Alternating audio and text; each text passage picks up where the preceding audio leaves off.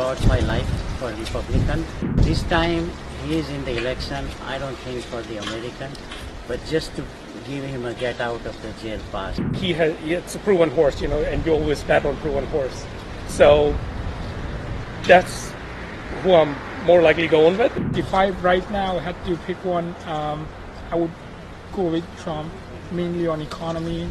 I'm at the stage that I should be able to speak freely myself without being targeted. I think that's about it. This is the reason why I'm leaning toward the Trump Alliance. In reference to this election, I have voted throughout my life for Republican until Trump came in, and I think this time he is in the election, I don't think for the American, but just to give him a get out of the jail pass. That is the only reason I think he's in. As far as economy and inflation, yes, it does matter to everyone. There is no magic wand that he's gonna do it or Kamala is gonna do it. It's gonna and this thing is all over the world, not just the USA. So I don't buy that claim by any candidate that they're gonna do a magic benefit. But what I concern is I can pay a little bit more taxes, but I would consider myself safe whenever I travel anywhere. Also, inflation and economy may not matter that much because I made my money throughout my life. I'm at the stage that I should be able to speak freely myself without being targeted for being the enemy of the regime. And I think that's about it. This is the reason why I'm leaning toward the Trump Alliance. I mean, for me, economy is important. How expensive the things are these days. Of course, the border issues with illegal immigration, at record high. Right. Now, with the election so close to call, every vote matters. One group that's expected to greatly influence the U.S. election is the Indian-American community, one of the most politically active communities in the country at this point. Talk to us about how does the Indian-American vote matter and what are they really thinking? I mean, I can't speak for everyone. Everyone has, feels differently about certain issues. I mean, if I had to guess, a lot of Indian American are business owners, and for them, economy is important. And I think the last 4 years we have seen a president who has been pretty much absent, and the person who was replacing him said she would change nothing about him, and has also flip-flopped on many issues, for example, fracking. And the person, her running mate, Tim Walz, also lied in 2018 about carrying weapons of war in combat, and was asked in the debate, and you saw what happened. So you can't, right now I'm undecided. You can't really trust both of them, as to, and they both lie about, certain issues, but if I right now had to pick one, I would go with Trump, mainly on economy. You look at like wars under him, we weren't under any wars. You look at Ukraine, Russia, you look at the Middle East, you have like 40-some thousand people die. On one hand we're supplying weapons, and on the other hand we're calling for ceasefire because you don't have a strong leadership. Right. Now, traditionally, Indian Americans have always been voting for the Democrats, but there are surveys that suggest differently. There has been an uptick in the Indian Americans who support Trump.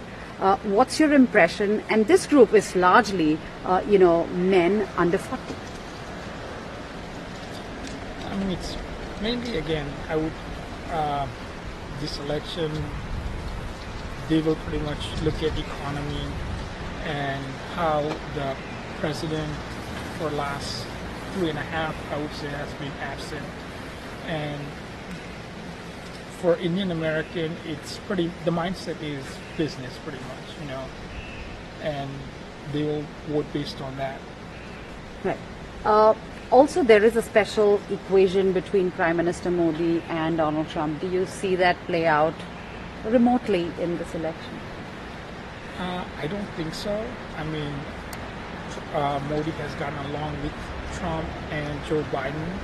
It's not like our relationship are in bad shape, like Canada, for example.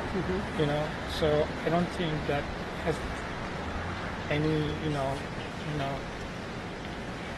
causal factor as to, you know, people who support BJP will vote for Trump.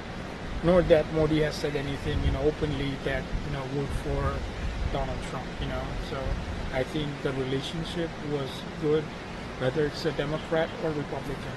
And you saw Modi come twice. You know, it has not happened in the history of India that, you know, a leader of India was invited twice to speak in USA. So I mean, election matters, whether it's this or every 4 years, you know, every vote counts and every vote matters. So between two candidates, you know, one has a proven history of economy, you know, improving economy. So Trump has drilled that, you know, he has mastered it. Kamala, on the other hand, we're not sure, you know, it's going to be the first time. If she wins, hey, congratulations to her. But as far as economies matter, and as a business owner, you know, that is a prime concern for us. And it's a proven horse, you know, and you always bet on proven horse. So that's who I'm more likely going with. I mean, I haven't decided, but again, we're in swing state and we like to keep it secret. Talk to us about, you know, traditionally the Indian American voter has always voted for the Democrats. But surveys show that how, you know, there is an uptick in terms of the Indian American voter voting for the Republicans. Do you see that when you talk to your friends, family, and why is it so? Yes, I have spoken to many of the friends, you know, it's younger crowd, you know, I'm saying 40 and under. And yeah, I see uptick compared to, I mean, used to be Democrats, and I voted myself, you know, in several elections for Democrats. But again, you know, cost of milk, cost of bread, it's all going up. And again, I'm not saying it's all, you know, Biden's fault. Again, it's everywhere, all around the world. Everybody's seeing the inflation. And, but again, you know, I would like to see somebody who has proven in the past, you know, who has done for the country, you know, where the economy was in good condition. I would like to give him a chance to make things better again, you know. But again, you know, I haven't decided which direction I'm going to go with, but most likely it's going to be Trump.